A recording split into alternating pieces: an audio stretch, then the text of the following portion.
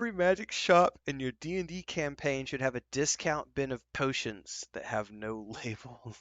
I freaking love it, man. The idea that that's crazy. The idea of a it's like if some of you might be too young to know what the DVD bargain bin was. They may still do them somewhere in some places. I don't know. I haven't seen a DVD bargain bin in a long time, but DVD bargain bins were pretty hilarious for being able to go in and just dig your way through and find things that you know were questionable, but at the same time, um, you know, they were things that if you had nothing else to watch. I remember, and sometimes you would find films that you might not have otherwise seen. I can remember back in the day. Yeah, I think it was a V. It might not have been a DVD bin. It might have been a V. No, it had to have been a DVD bin. I'm trying to remember the name of the movie now. It's with Patricia Arquette and God, he's an Irish actor. And now I'm blanking on the movie's name. It would literally flash before my eyes, and now it's gone. I may go look this up here in a second. I can't remember the name of it. The Stigmata, the Stigmati. Um, I'm gonna go look this up now.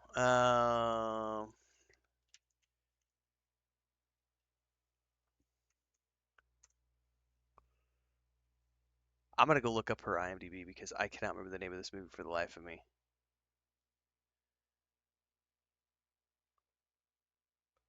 And it's been a long time ago. This would have been a movie from like the 90s, probably.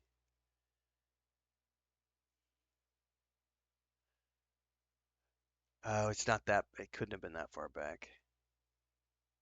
The Stigmata. Here it is, right here. This is one of those ones. Ah, this is something of Gabriel Byrne. This is who I was thinking of, and Jonathan Pryce. Oh shit, I forgot Jonathan Pryce is in it, and Nia Long, um, and Rade Sabragia. So this had a pretty good cast for its time, and Enrico Colantoni, who played a priest in this movie.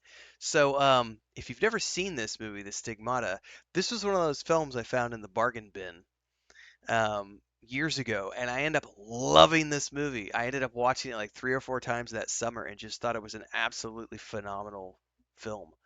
Um, so DVD bargain bins. So I love the idea of the magic shop in D&D um, being the bargain bin. Potions with no labels. I think for DMing stuff that could be a lot of fun. What's up, homeless bird? Many 80s action flicks were enjoyed thanks to those bins for sure. So my uncle on my well, it doesn't really matter whose side it's on.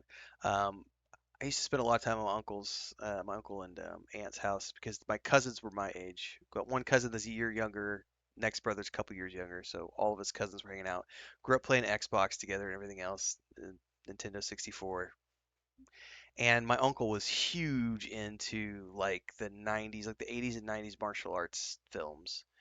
And so I watched a boatload of those bargain bin films at their house.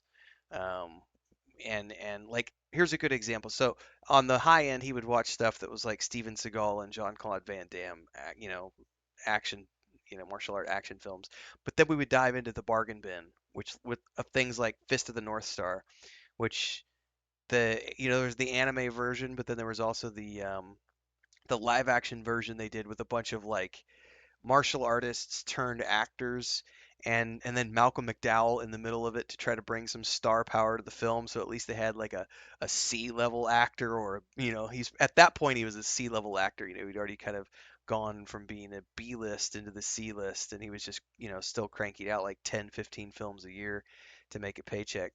But a lot of questionable martial arts movies were watched, and I can't remember probably even 10% of the ones. But yes, some decent films like The Stigmata creeping up in there um, from time to time.